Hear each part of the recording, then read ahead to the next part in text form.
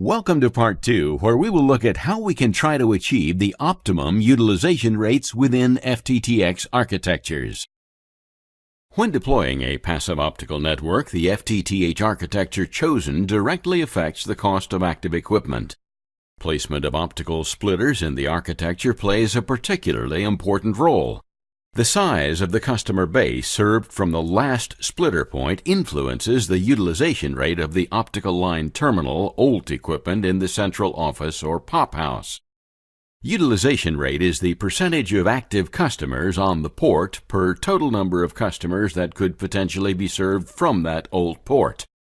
Why is this so important? It's because OLT ports are so expensive, and not using the equipment's maximum capacity drains CapEx when take rates are low. Active equipment occupies expensive floor space and requires power and cooling even when not serving a revenue-generating customer. Finally, active ports become obsolete every 3 to 5 years, so when migrating to the latest generation active equipment, unused capacity will be replaced with new unused capacity, further wasting CapEx. When deploying FTTH networks, operators pay attention to network take rates to define the break-even point between network construction and revenue generated by the total number of customers paying for service. Take rate is calculated by dividing the number of active customers or homes connected on the FTTH network by the total number of potential customers' homes passed. In general, FTTH network deployments with take rates between 25 and 40% are considered profitable. Many factors determine profitability, but it's mainly driven by the CapEx spent to build the network, which in turn depends on factors such as population density, SFU or single-family unit versus MDU multi-dwelling unit, aerial versus buried infrastructure, distances from the central office, and the ability to reuse existing infrastructure such as ducts and poles. Other things to take into account include the required amount of new civil works, the related hourly labor rates, and the right-of-way costs. When deploying a PON architecture, several active customers will be grouped on a single fiber that is in turn connected to a fiber coming from the central office. This happens by using passive splitters that separate traffic from the CO downstream traffic to individual connected customers, and merge all upstream traffic from different customers into the single fiber leading back to the central office. All this traffic is managed through time domain multiplexing technology, whereby up and downstream time slots are dedicated to each customer. In the central office or POP site, an OLT manages the traffic to and from the customers connected to this OLT port. Typically, these ports can manage data traffic to and from 64 customers. At the customer side, typically inside the premises, an ONU receives the downstream traffic from and sends the upstream traffic to the OLT. With this in mind, let's consider a term much less defined in literature and architecture descriptions, the utilization rate or UR of the transmission equipment. The utilization rate can be defined as the number of active customers per number of OLT ports multiplied by the OLT capacity to serve different customers from a single port, typically 64. In most cases, utilization rate and take rate are not the same, and as a percentage can be very close or very remote. This has a significant impact on the network's total cost of ownership. Currently, an OLT line card costs between $2,000 and $3,200 and serves 64 customers. The variation arises from the generation of transmission equipment, PON, GPON, XGPON used, the class of laser integrated, the services integrated to run over the network, the competitive landscape of the market space, and so on. If the utilization rate is 100%, for example, all customers connected to an OLT port are active paying customers, the investment runs at the highest possible rate of return. This means that the operator invested CapEx for the equipment of $30 to $50 per customer, dividing the port price by 64. If the utilization rate is 10%, for example, only 6 customers are active on an OLT port, the relative cost per customer will be 8 times higher, ranging between $240 and $400 per customer. This significantly impacts the total CapEx spend per customer in a deployment, and for that reason should more often be a topic for optimization. Though rarely considered, the payback times of the network deployment can be substantially influenced by low utilization rates. It is tempting to blame low utilization rates on lower take rates, but the outside plant architecture, and in particular the placement of splitters in that network, actually drives the utilization rate of the electronics in central offices and POP locations. To better understand this, let's examine two extreme examples. In this architecture, the operator chose to optimize the cost of the network build by reducing the amount of fiber deployed in the access network and reducing the number of splices. An 8-port terminal, secondary splitter point, was situated close to a grouping of 8 houses. To minimize the number of splices, the operator integrated a 1-to-8 splitter in this last terminal. This terminal was connected to a node, primary splitter point, which grouped 8 similar terminals. This node contained the primary 1-to-8 splitter. The overall split ratio is 1-to-64, and the node required only 9 splices to link 64 homes. This architecture greatly reduced the cost of splice labor, assuming a rate of $10 per splice. This network had a 10 to 15% take rate TR. If for this example we assume a fixed take rate of 12.5%, for every 8-port terminal, one customer is taking and paying for service. The 7 other ports remain unused. When the first customer in this cluster of 8 takes service, all the fibers back to the CO are connected and both the primary and secondary splitters are in place. This locks the old capacity in the central office, and as a consequence, in this example, the take rate equals the utilization rate 12.5%. This means that the active equipment is switched on but not serving customers. When the network's take rate and utilization rate are the same, the effective old cost per customer is 8 times higher than if the utilization rate would equal 100%. In this example, then, with a low take rate and limited revenues, the cost invested in OLTs must be written off $240 to $400 per customer. Taking the same network cluster size and take rate as in example 1, let's examine the results of changing splitter location in the architecture. In this new example, a 1-to-4 splitter is placed in the central office close to the OLT, and a primary 1-to-16 splitter resides in place of the primary 1-to-8 splitter in example 1. The 1-to-16 splitter serves 8 terminals, each supporting a cluster of 8 homes. The overall split ratio is 1-to-64, and no additional splitter is required in the terminal serving the cluster of 8 homes. With a 12.5% take rate, 8 customers taking service are connected through the single 1-to-16 splitter back to the 1-to-4 splitter in the central office and thus to the OLT. The utilization rate achieved by this architecture is 50%. Compared to example 1, the utilization of active equipment improves by a factor of 400%. Therefore, the real cost of electronics per customer drops from $240 to $400 to $60 to $100. Of course, in this architecture, more splice work is required and balances the savings on the active equipment. However, even assuming a total splicing cost of between $30 and $60 per line per customer, the savings for the electronics is still significant. These examples clearly demonstrate that the OSP architecture significantly influences central office costs, and in the initial planning phases of PON deployments, operators should balance both costs carefully. Obviously, the take rate is critical in the overall business case of a network deployment, as this will determine the overall revenue stream generated. But optimizing the utilization rate will reduce CapEx and improve payback time. Optimizing the utilization rate means optimizing the location of the splitters in a defined cluster size. Take rate targets are important for an overall business case, but market success indicated by take rate should not be fixed in a physical architecture.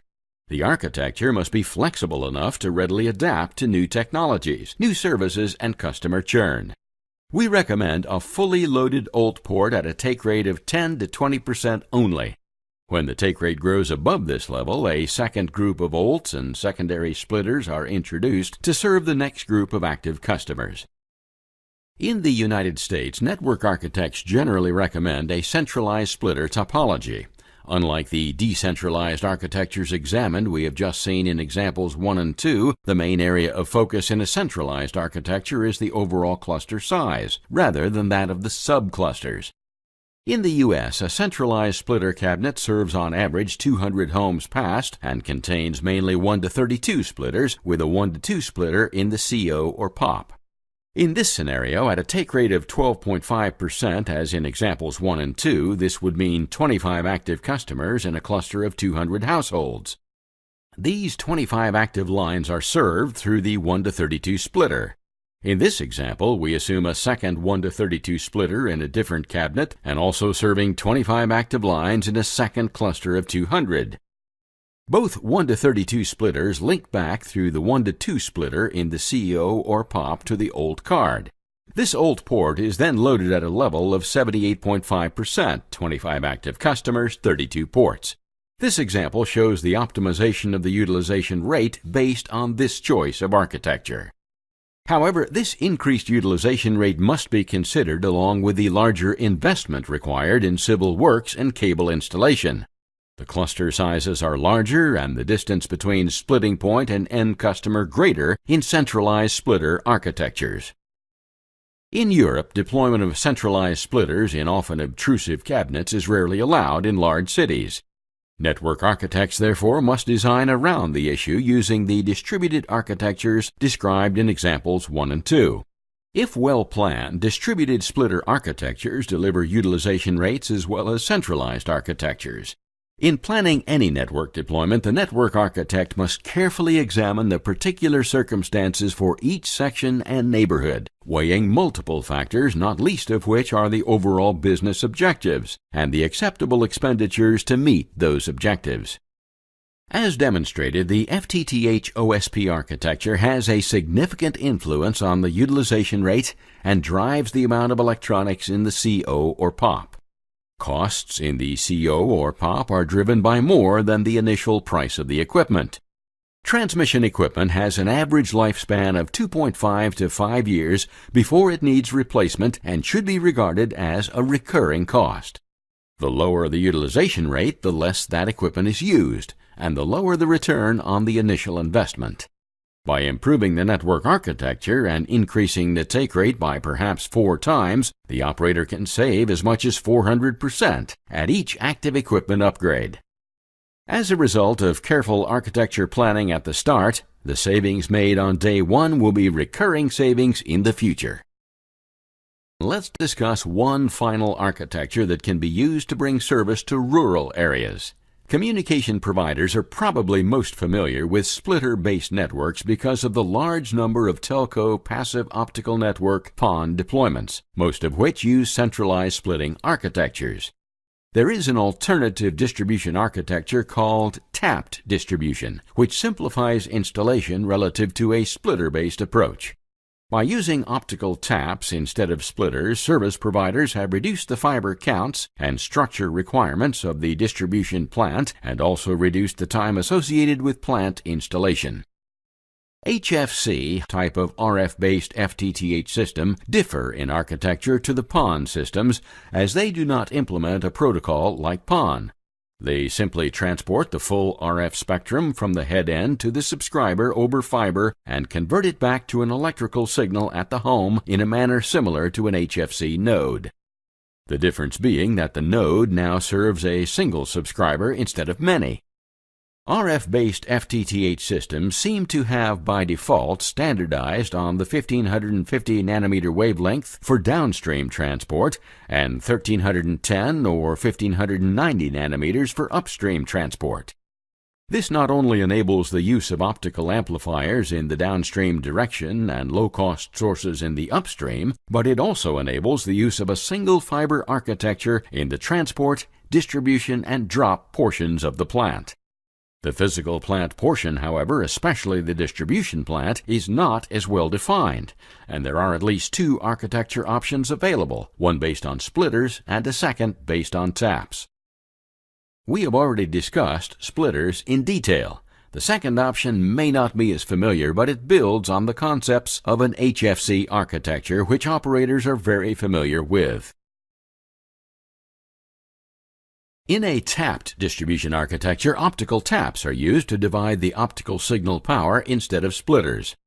Like the splitter-based network, transport fibers are run to a serving area, but instead of terminating on splitters, the fibers are carried into the serving area. At the first drop pedestal location, an optical tap is spliced in line with a single fiber in the distribution cable. Similar to an RF tap, the optical tap couples off or taps some of the power from the distribution fiber and divides it equally among the drop ports, 2, 4, or 8 of the tap.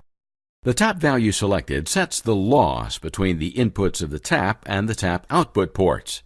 The remaining optical signal power is passed back into the same distribution fiber via the tap-through port and is carried on to the next tap in the cascade.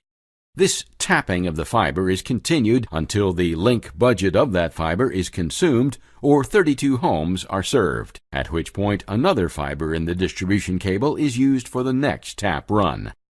From the tap port, a drop fiber is run to an NIU at the subscriber location. The biggest difference between the two architectures is the cabling requirements within the distribution plant and the structure associated with the entrance to the serving area. With the 256 home serving area model, the minimum number of fibers required in the splitter-based architecture is 256.